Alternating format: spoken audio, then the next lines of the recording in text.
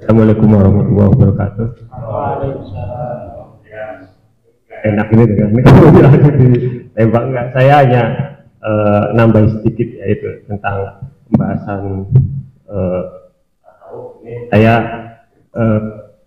tertarik tadi pembahasan yang terakhir bahwa sekarang ini kecenderungan orang-orang sekarang yang mau bertasawuf itu kata senangnya itu yang instan atau fotokopi. Ini benar tadi penjelasannya. Saya sering mengunjungi beberapa domain atau kelompok tasawuf yang ada di sekitar kita ini. Contoh ya, saya punya teman dosen. Dia dengan bangga ngomong bahwa saya itu sudah rekod sejak SMP. Tapi dia itu ketika katakanlah melihat saya yang istiqol di syariat, ya, di fikih, yaitu kesannya kayak agak miring gitu.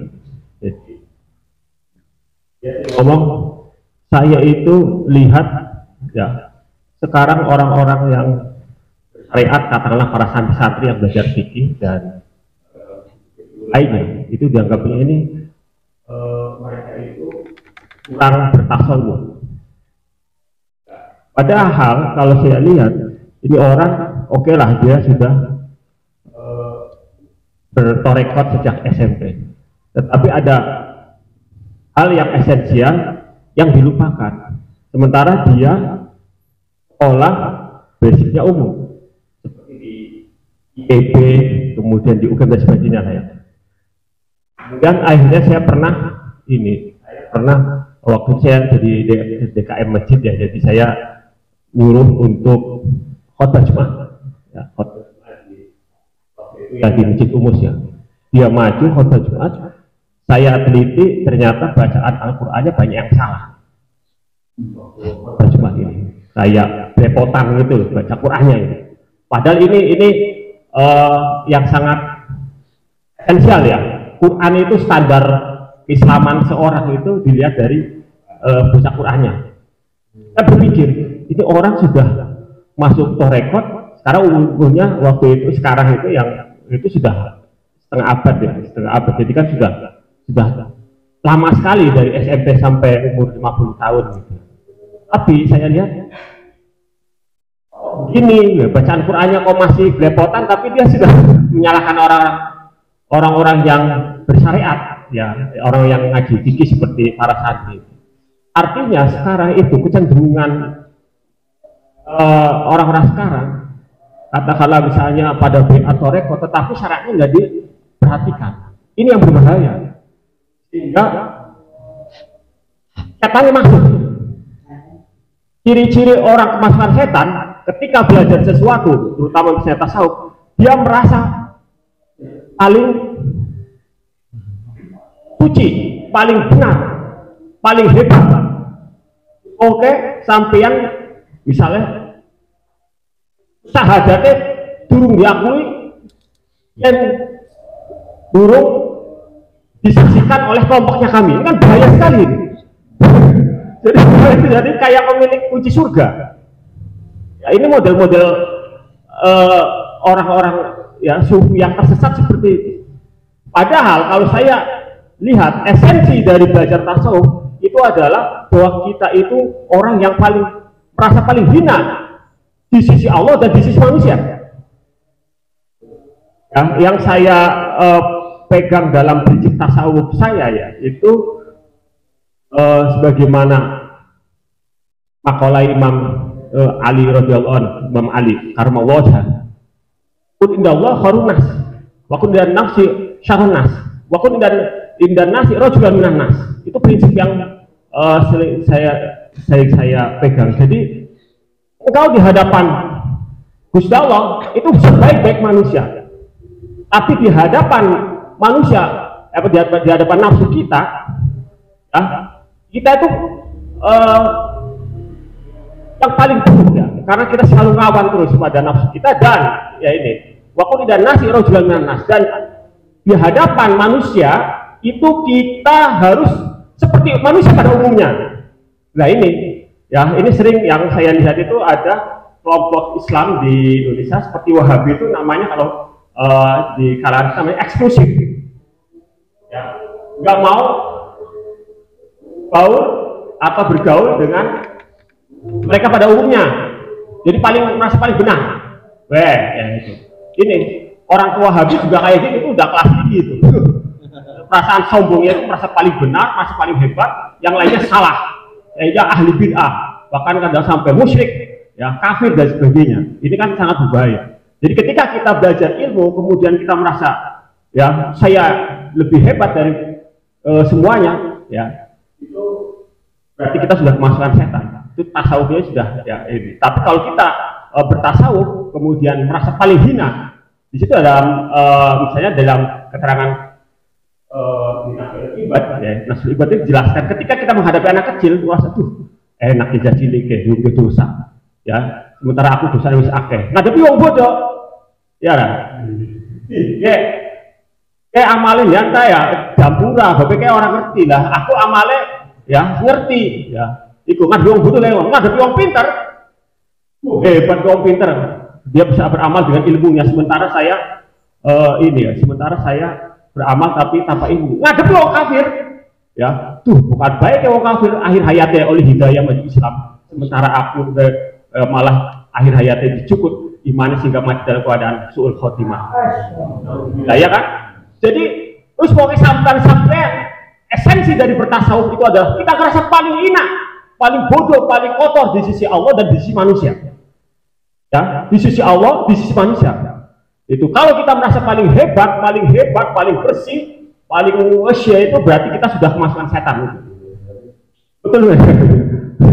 Nah ini ya ini dadakan sih aja. Agar kayak gue itu kan lagi nang ya, sari juga kan nasib kayak tuh lah persiapan masalah itu. Oke pada gua itu ya kayak sama tuh baik bang. Oh.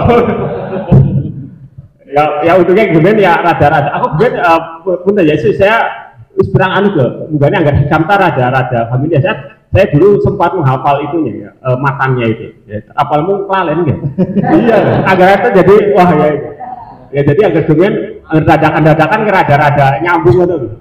Tapi kayak gini tau kayak gue mau awal-awal boleh sih kena kitab TBF orang ketemu juga kon ngajut gaya kan. Ketemu halaman dulu ya.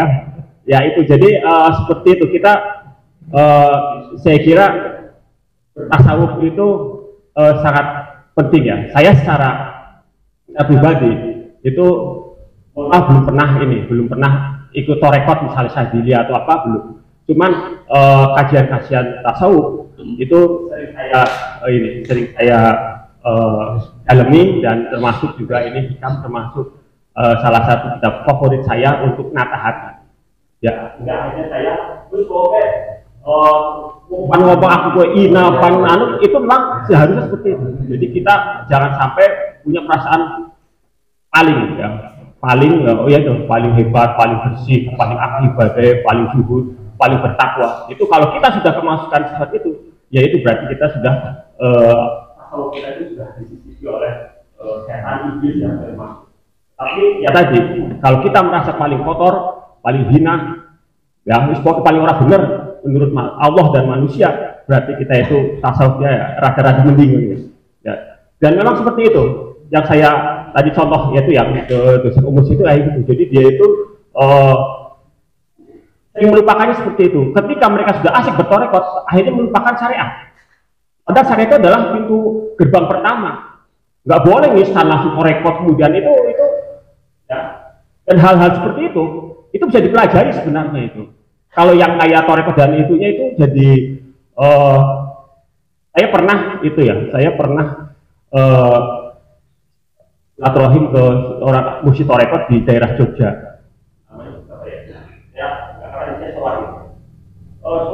Jamaahnya banyak gitu ya, banyak ya istilahnya sudah inilah sudah diakui oleh masyarakat di Jogja sekitar. Kemudian waktu itu saya sowan ya, kemudian menyampaikan ada orang yang misalnya punya masalah. Kemudian ketika saya jelaskan masalah seperti ini, apa yang terjadi? Ujung-ujungnya ya ini saya kasih ya obatnya ini dan maharnya sekian. Nah, sih harus ada mahar kayak berapa? Jadi ujung-ujungnya anak mahar gitu. Apa bedanya karo dukun gitu? Aduh, dan banyak sekali itu saya ini ya tadi ada yang itu kalau sudah ya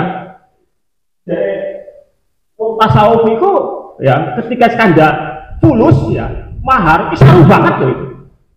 Kalau untuk orang-orang ini ya, kalau untuk orang tasawuf ya minta sih ya, kalau dikasih ya wajar dikasih orang, tapi ketika mahar sekian, mahar kan bahasa halusnya para dukun. Ya kan? Ya, bahasa kasarnya ya, meneh bayare ngon. Jadi saya sering melihat ada perilaku orang-orang bertasawuf itu ya macam-macam. Karena apa? Karena memang masalahnya satu, syariatnya nggak kuat. Ngaji, adalah ngaji mulai bab toharoh, saya katakanlah ya orang pernah ngaji Sabinah, langsung maju rekod, akhirnya ya banyak yang tersesat dan tertipu. Yang disayangkan. Makanya saya sangat respon ini pengajian ini memang harus yang nggak taati. Kayak Kang Budi saya tahu ini kan ya kakak kelas saya pondok. Ngajinya gue tahu sih luar biasa. Masih kelingan Kang Budi. Juara lomba pidato radio apa? Saya masih ya pasti masih gagal-gagal Kang Budi. Ya Kang Putih ya. Tegal gitu. Dan ya radio Tegal. Juara siji. Cukup balik loh itu. Gak ada aja hubungan ngaji-ngajian sekali kan pengajian akbar nih. Aja kamu kamu jadi lebih baik tak bilang mani-mani kamu lebih baik. Sekali panjenengan anggaran pengajian tuh. Agar dari Kang Jodo. Ya, ini luar biasa.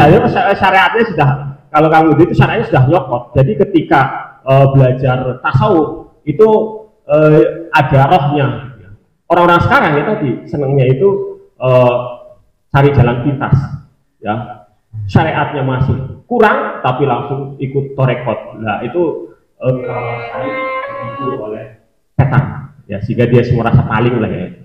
Mungkin ini tambahan dari saya, mudah-mudahan bisa memberi manfaat. Amin. Amin. Ya, wassalamualaikum warahmatullahi wabarakatuh.